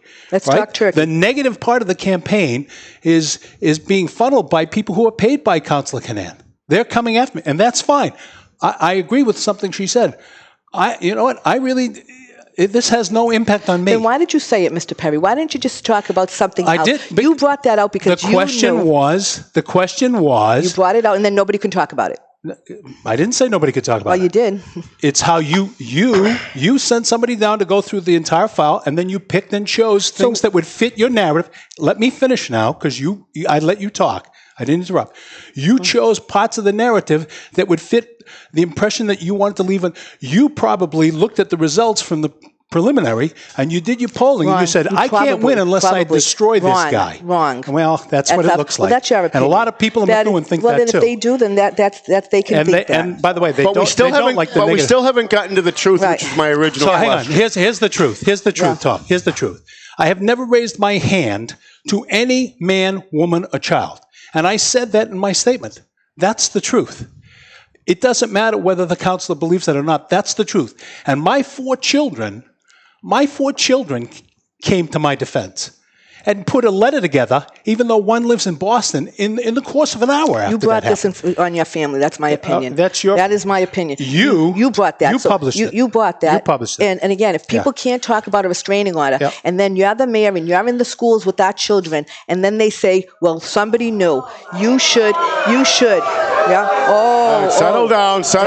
Hey, don't do that. Please, don't do that. That's what they've been doing the whole time on social media. Listen, yes, they have. Listen, they've come on my team. No, they haven't. You're wrong. And you're wrong. My question is, and I think that what people want to know at home is, the allegation's been made that you had a restraining order. You answered it by saying, but I beat the restraining order. And Ms. Kannan came back and said, no, that's not true. It is true. So I want to know what's true. Okay, so the truth is, our divorce started with I don't even know why we're talking about the divorce here. I mean, it's the restraining order that you should be talking about. Please, stop. Settle down, get some JGs. Because the restraining order is what started my divorce, period. I was at work, and I had a restraining order served on me. I was completely unaware that was going to happen. I had just bought the house that my parents built, that my father died in, and you can smirk all you want. I'm not making this cavalier. This is a difficult part of my life. You asked the question. Right? When we went to court, less than 2 weeks after, the judge threw it out. My ex went into probate court and had a domestic relations order done for a day, and then that was removed the next day when we were both in court. So ex parte, when one individual goes in, and I'm a big supporter, just so the audience knows, of 209As because many people are victims of abuse. Mm-hmm. So my ex was not a victim of abuse, and that's all. This was part of a divorce, right? Sometimes that's how divorces happen, and many people in the Methuen community understand that. That's how they start. And if I had violated that restraining order, just so you know, there would be a criminal record and you would be able to see it. And I don't want to see it. The bottom line is you mentioned a restraining order, and it is public record that people should be able to know what the candidate of mayor is going to be. And the citizens of Methuen should be able to determine whether mudslinging versus talking about the issues that face the city is what they want. Yep. Right? That's really what the debate here is. Do you want a mudsling, or do you want to talk about issues? Or you want a fact-finding, and that's a different way, fact-finding. Absolutely. Fact-finding, yeah. So you made a big splash, you got the papers to do it, and then that wasn't enough, you came back for a second round. So it is what it is. It is. Right? So just be an open book. Be an open book. I am an open book. I figured, sooner or later you're going to ask questions about my President's Award that I got 2 weeks ago, so I just wanted to show it to you so that your team doesn't have to dispute that. Excellent. Right? That's good. So. Wow. All right. So one of the questions that I've asked all the council candidates, and some of them lied, and I did a live this week, and I told you who lied and who didn't lie. I was very disappointed in some of them. It was, who are you supporting out of the candidates and local elected officials, and who's supporting you? A lot of the people that I talk to when I'm at House Street Supret, when I'm at Man Orchards, I go over, I talk to the voters, and I ask them, what do you think of Steve Angelo? What do you think of this guy? What do you think of Nick DeZoglio? And almost to the one, they say, who are they with? Are they with Team Sabre? Are they with Team Kannan? Are they with Team Perry? We want to know who they're aligned with. So I think it's just fair for people at home to know who it is that you're aligned with, who's supporting you, and who are you supporting, and whoever wants to go first. I'll start. So I want to say, first of all, I want to repeat something I said earlier. So what's important here is that on November 6th, there is no more Team Kannan and no more Team Perry. There's Team Methuen.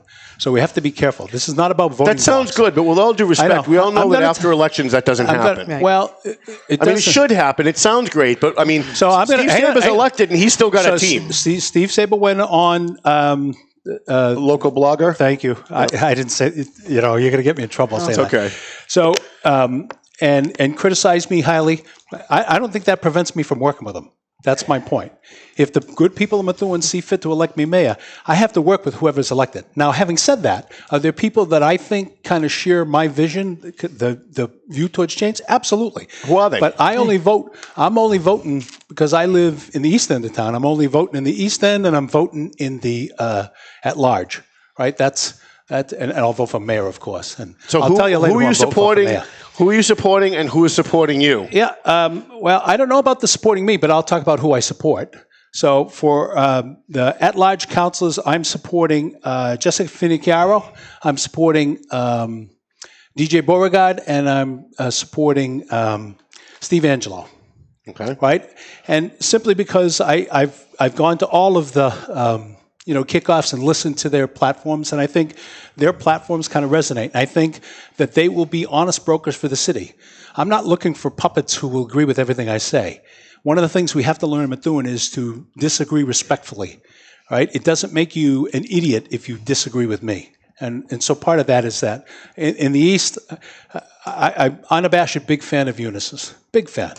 Right, and she's been very supportive. So I'm going to vote for her. And so for the people that I'm voting for, that's who I'm supporting. What about in the West and Central districts? In the West, no surprise, Mike Samard, and I loved Allie's performance on the webcast. She was phenomenal during that debate. She was, and I think she's a young and truthful view. Right, and we need more open books. Talking about what's wrong with the city and how we're going to fix it. And so and in the Central's a tough one, right? Because I think you got 4 good candidates, right? But 2 of them supported the show and actually and sponsored the show, so you should probably support them. That'll be Joyce and Joel, support their sponsors too. Yeah, I'll work with. So I've had some terrific dialogues with Joel, I got to admit, right? I did not think, that, we would be eye to eye, but we've had terrific dialogue. So I think I can support Joel. I don't know about the other vote. I'm still thinking on it. Okay. Right? I think we covered everybody, right? Okay. Yeah. Jen. So obviously I support, people who support me, but I have been on the council for 10 years and have worked with everybody who's elected. Every mayor who was elected, I work with them professionally, whether I agree with them or not. At the at-large race right now, my 2 candidates that I would pick would be Nick DeZoglio and Steve Angelo. The other 2 would be a toss-up, but I'd work with either one of them. And my district, there's no. I live in the East, but I wholeheartedly would support Steve Saber, 100%. In the West, right now, I have. Bill Bryant is my number 1 choice in the West, and I'm proud to say it for all his service that he has done in the city. 20 years of service. He don't stop, and I know he'd bring that to the council. He does a lot of good work with the kids. He does everything. He's always been there, and as far as the others, I'm good friends with Frankie Gallo. I know he's out there working hard, but I think that Mike Samad as well would do a good job. But Bill Bryant is number 1. Central, Joyce holds a place in my heart because of everything she does for the city. Jimmy McCarty has been one of the most first-year counselors that I've never seen more tenacity in somebody. He gets it right. But I do like Joel and DJ, so that would be a toss-up. But Joyce, and if I had a choice and I voted, it would be Joyce and Jimmy. What else do I have? That's it.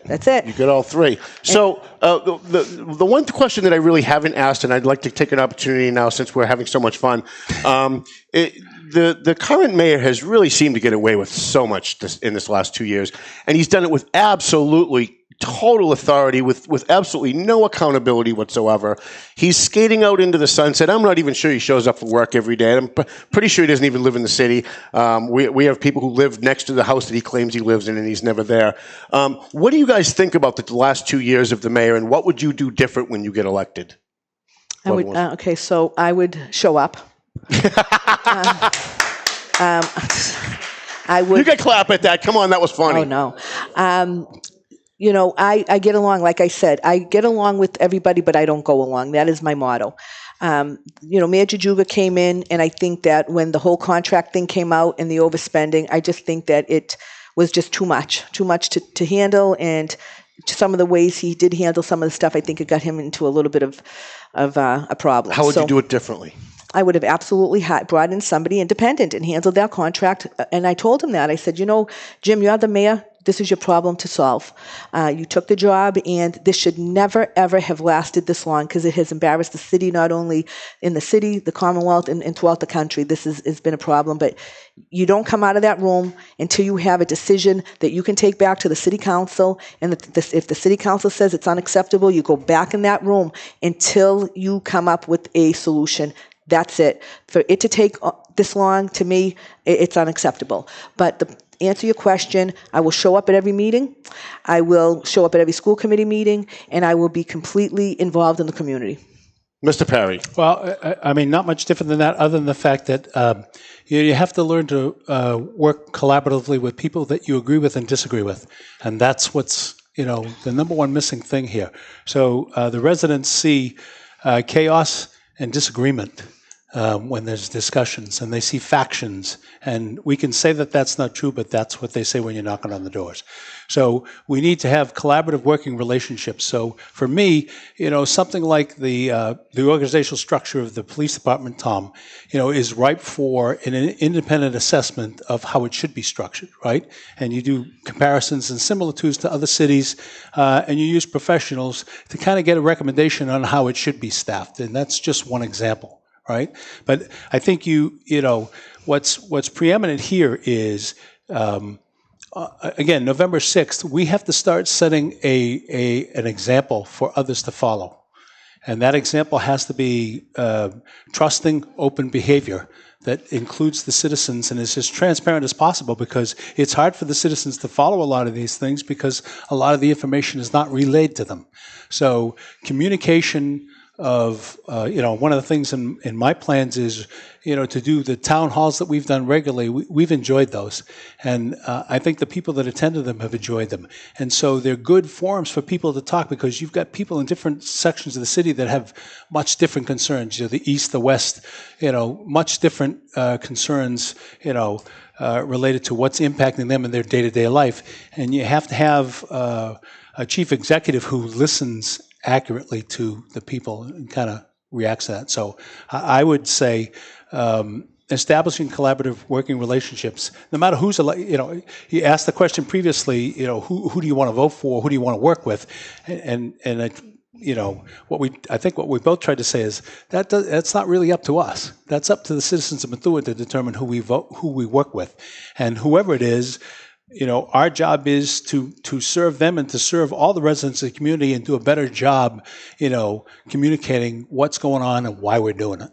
If you guys had somebody from out of town, out of state, come into Methuen, maybe a college friend or something, and you had to take them anywhere out to eat in Methuen, where would you take them? This came from a reader, by the way. I thought it was a pretty good question. I'd take them to the Sand Trap in Methuen at the golf course. Yeah, that's not bad.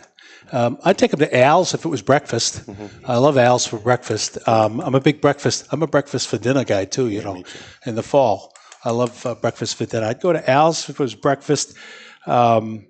I haven't tried Savastano's yet, but I've heard good reviews, good feedbacks on that. I'd take them to my good friend Don Smariglio at Borelli's if it was lunchtime. Mm-hmm. Great sandwich, soup. I'm a pretty simple, straightforward. You can get a belly patriot while you're there. Yeah. You can get a lot of things while you're there. I would take them to Butter Bing's because they've sponsored our debates. I love that buffalo. The white buffalo chicken, it's pretty good. Yeah, it's pretty good. Yeah. So, it seems like we're kind of wrapping up here a little bit, and I think this has been a very healthy discussion for both sides. Is there anything now? I mean, people are going to be voting in November, and I want to make sure that we don't leave anything out. I'm going to give each of you an opportunity before we do closing statements and wrap up. Is there an issue that hasn't been talked about that you think should be talked about? Is there something that's kind of been overlooked because of all the controversy and the scandal and everything that's happening?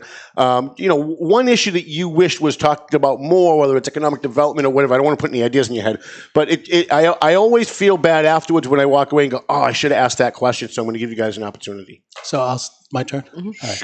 So I think, not to piggyback on what you said, but the economic development is clearly the case, right? So we've done a lot of residential development, and while it's true that we got New Balance coming in, we need to focus that. Harness some of that energy and bring some businesses in, right? And I have to be careful because I signed a conflict of interest with my company. But, we need to bring in some larger companies with deeper pockets to offset the residential tax rate. And part of that is, you need everybody involved, not just the mayor, but the mayor needs to be a big cheerleader. The city council needs to be a big cheerleader. We have to actively make it easy for businesses to do business in Methuen and speak the language of business. So one of the ideas, is to create at least a twice monthly business symposium. We did a town hall the other night in Comfort Home Care on Pelham Street, and the room is fantastic. It's a gigantic room. And we could easily fit a lot of the business owners in that one room. We used to have the Board of Trade. We no longer have that. And businesses need an outlet so that we can talk to them about how is it that we can make it easier to bring additional businesses into the city. And that's a very important part that tends to get overlooked, right? I think we've both focused on it, but, it has to have a preeminent focus. You look at, Stop and Shop leaving in July 1st next year, and you look at PMA closing down in June of next year, and those are prime spots. And I say candidly, I love the PMA property. I don't want to see that just bulldozed and turned into another residential development. We've got to come up with some active ideas for use, whether that be satellite campus for some place like UMass. Is there a way to save MIT. it? Is there a way that the next mayor, the next council could save PMA? I think as PMA. Yes. So I've got to say I don't know because I don't know their financials, to be honest with you, Tom. I know they've engaged, I forget, I'm having a brain cramp, a real estate company to kind of represent them, and that's a real estate company that represents a lot of religious properties. So I don't know if the answer is it can be saved as PMA. But I think what's most important is that we save it as to me, that's in the heart of Methuen, and we need to make that viable. Now, will UMass Lowell consider it as a satellite? I don't know. Do we talk to other colleges like an MIT? I look at what Northern Essex has done in Lawrence, and they've got a great campus because I was a teacher there when they were only in the old insurance building there, and now they're all across that block there, and they've done a fantastic job. And we could do something like that there. And by the way, there's also a fantastic gymnasium in there, a basketball gymnasium that really could help our recreation program in the city, because in the winter months it's tough, right? You can't always go outside, or maybe you can when you're not older like me, right? You can go outside and play in the snow and do things like that. But, to have places for basketball leagues beyond what we have already is a positive thing. So I think there's a lot of potential solutions. Do we approach, Trader Joe's or Wegmans to kind of go into Stop and Shop? Those are viable stores that have, dare I use the word, cult followings that can kind of bring people to Methuen, right? And I'm not ready to I'm not ready to give up on Methuen just because we've got Tuscan Marketplace happening and the Riverwalk, right? I believe that those two places are going to bring additional people into the area, and people are going to be looking for places to go. So, focusing on, I used in the town hall, King's, I don't know if you know King's Bowling in Burlington. It's like a social bowling place. The place is constantly packed, right? We need places like that will bring people into the city and bring revenue into the city. Jen, is there an issue that maybe you think we should be talking about, or that I should have asked, or that you'd like to talk about tonight before people vote on Tuesday? So I do want to say that I'm going to make a concerted effort to clean up all the parks here in Methuen where residents like to go and enjoy their recreational time. I have made many comments throughout this campaign that the DPW is understaffed. They don't have enough laborers. They used to be subbed out. I want to make a hearty DPW department so that the residents can see their taxpayer dollars working for them by seeing the streets, the curbs, their parks shine. And there was one spot that I did identify on the west side of Methuen. So many people are asking for maybe a dog park. It's very reasonable. Yeah, we had that during the primary. Okay. Lance asked that and question. there is a piece of property on the west side of Methuen that if I'm elected mayor, if I'm not, I have no problem passing that on because I always like to see good things happen in Methuen. But it's a place where it was multiple acres have been given over to the land. It could be considered gateway because New Hampshire's right down the street from it. I would like to maybe do that. But take a good look at the Forest Lake, the riverfront, and start really concentrating on that so that people in Methuen don't have to go too far for recreation. But before we wrap up, one of the questions that I asked you guys during the primary and I'd like to revisit it because it's not going away. If you live in Methuen, you have a nice house, you've been getting a lot of money, working for a good job, and then you suddenly become homeless. There's nowhere for you to go in Methuen. There are no services in Methuen if you become homeless. So what happens is if you live in Methuen and you've paid taxes your whole life and you become homeless, you have to go to Lawrence to try and find some services. And I asked you guys in the primary, I'd like you to kind of reiterate your answers unless you've changed it, whether or not you would be willing to look at using some kind of city service, some kind of city building to accommodate Methuen residents who become homeless so that they don't have to wander the streets of Lawrence trying to figure out how they're going to put their life together. And I believe my answer would still be the same. Being on the Psychological Center Board. And thank you for that. Having the CEO here who does a tremendous job. That's one of our goals. We love to service the most needy. And if there's some place in Methuen that we can be identified, then the answer would be yes. But just to let the public know that there is that homeless shelter that just because it's in Lawrence, it services the Merrimack Valley. Mm-hmm. So you don't have to be from Lawrence to go there. The police and from other cities and towns, if they notice that somebody's out, they'll bring them right over there to the daybreak shelter. They're given a warm bed, a warm shower in the morning, and food. So, but yes, the answer would be yes. Not to cut you off, but the daybreak homeless shelter. And by the way, thank you for your involvement and Karina for her involvement because I work with Karina a lot. Yeah, she does great work. But they have 55 beds in their capacity every single night, and there's 300 more people sleeping on the streets. And we go out there at night and we try to feed those people that are on the streets and make sure that when it's snowing that that they're not dying from hypothermia. Thank you for that too. And, well, no, listen, but so if you in Methuen and you become homeless today, there's no bed for you there, and that's one of the reasons that I asked because most of the people in Lawrence, one of the things Dan Rivera actually got right is that most of the homeless people in Lawrence aren't from Lawrence; they're from surrounding communities. And if the surrounding communities took care of their own homeless people, Lawrence wouldn't have the problem that they have. So that's one of the reasons why I'm asking, and I'd like to see some kind of resources dedicated to Methuen residents to maybe relieve the issue in Lawrence, but also, hey, look, these people pay taxes their whole life, and then they find themselves in the street and there's nothing offered for them. Yeah, and so the only thing I'd add to, so my answer remains yes, as it was. I think I'm holding both of you to that, by the way. I'm going to be in your office. Okay, that's whoever fine. wins, I'm going to be asking. I think the thing we have to do first, Tom, though, is, I talked earlier about, looking out over the 3 to 5 year period and try to identify. We've got to come to solid fiscal footing on what we have for assets in the city, and then make a decision again, based on facts and data, not on emotion. So yes, we want to do it. Yes, it's a common sense thing because we need to represent every citizen. Right, not just the people who have homes, but the homeless as well. But we have to make a decision that doesn't put all of the burden on people who are already over burdened by some of the taxes. And so, assessing 3 to 5 years what we want to do, and then creating a plan and then living to it is not a bad thing in my mind. So. All right, I'm going to give you guys, unless you have something else you want to talk about, I'm going to give you guys, I'm not even going to time it. I'm going to let you guys make your closing arguments. The people of Methuen are going to be voting in like 4 days. This could be the last time they hear from you. Even if they're not watching live, they may be watching this video on rerun on Facebook, on YouTube, on Spreaker, on Podbean, whatever.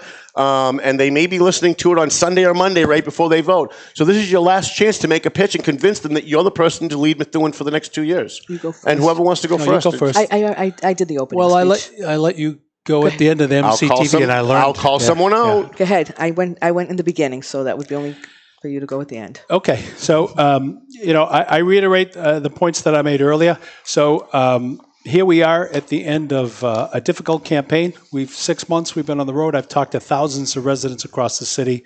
And, this is a very critical time in the history of Methuen. Right?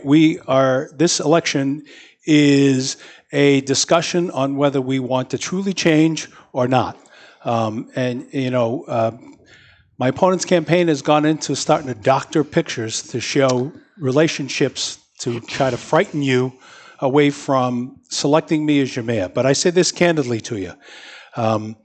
I entered this race with my integrity intact, and I'm going to leave this race with my integrity intact. And, as I said, this is a critical time. I have the leadership, the integrity, and the vision to serve as your city mayor for the next 2 years. And I have been transparent all the way through. I've answered every question asked at every town hall, at every debate, at every forum. I've answered it truthfully, and I've stood in front of you and defended it, even when others accused me of maldoing, let's say. So I am standing before you as transparent as possible and telling you I want to earn your support and your vote on Tuesday, November 5th. I am the change candidate. I am the only change candidate in this forum. And if you're happy with the way Methuen has been the last couple of years, then I'm not the person you vote for. My opponent sent out a mailer that said basically, Jen is responsible for the Methuen we all know at the bottom. And you can take a look at that mailer. And that's one statement I agree with. Jen is partially responsible for Methuen we all know. I am the change candidate, and I will bring transparency and integrity back to the city-side government and give you a voice in the city of Methuen. I appreciate your vote on November 5th, number 1 on the ballot. Thank you. Jen Kannan, you get to wrap this all up. And thank you for not saying anything. That was, again, You're welcome. The backhanded slap. So I do want to say thank you, Tom, for You're welcome. hosting this. And then I just want everybody to know that experience matters. Honestly, I believe Methuen is a great place. And in the last 6 months, people have gone and made it seem like that it's awful. We need change. And what is change? Change, I am the city council president, and as Tom said, I ran a great meeting for the last 2 years. We've had some problems before that, but when you put me in a leadership role, I will lead. And that's what I think the city of Methuen needs. Also, the knowledge that I have, you can work for Raytheon, you could work for Polaroid, you can work for any big company that does not prepare you for government work. It's very different. You talk about facts and data. Well, you know what? And you say take the human emotion out of it. I can't disagree with that more. You're dealing with public employees. You're dealing with residents who may, as Tom says, run into hard times, and you help them. And you help them with, your heart and your soul. And then you make your business decisions with your mind. Anybody who knows me knows that I care about this community. I will lead this community in the right direction. We are headed in the right direction, and I want to be part of the solution. So when you go to the polls on November 5th, please consider me, Jennifer Kenyon, your mayor of your city. Thank you. Before I wrap up, where are you both having your victory parties? I'll be at the Irish Cottage. You're at the Cottage, okay. And Mr. Perry? I'll be at the Knights of Columbus on Route 28. At the Knights. So if you support Jen Kannan on election night and she wins and you want to go congratulate her, she'll be at the Irish Cottage. Knights of Columbus for Mr. Perry. I want to thank our sponsors, Building and Records Union Local 1421, endorsing Joyce Campagnon, who's in the audience. Thank you for coming, Joyce. We love you. Neil Perry, candidate for mayor. Steve Angelo, candidate for at-large city council. He's actually a pretty good guy. Joel Ferretra in the Central District, running for city council. Your CBD store on 73 Main Street in North Andover. JG's Ice Cream. Settle down, we're not done. JG's Ice Cream here on Broadway and also in Methuen. Marcus Towing, Climate Design Systems, Martineau's Towing, Ali Safi for District, West District City Council, and the Friends of Neil Perry. You saw their slides. They bought 5 slides, so we ran them. I was going to read them, but it was actually kind of covered during the election. I want to thank the studio audience. Give yourselves a round of applause. For the most part, you were well behaved. Also, Mr. Jonathan, who sat there through all of this nonsense. We'll give him a round of applause. Thank you, Mr. Jonathan. Whoever you vote for on election day, please make sure you vote. If you don't like either candidate, leave your ballot blank. Melvin Taylor says we got to go home, so let's go home already. And we'll carry on like brothers, even though we know it's a lie. So lead with your right. All your friends and adversaries, well, they're getting pretty tight. You better lead when you're right.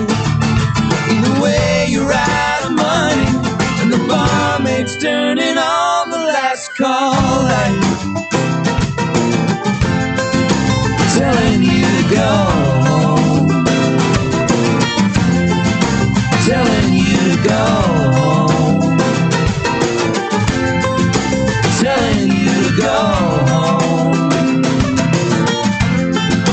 telling you to go home. The views and opinions expressed by the hosts, guests, or callers of this program do not necessarily reflect the opinions of the Studio 21 Podcast Cafe, the United Podcast Network, its partners, or affiliates.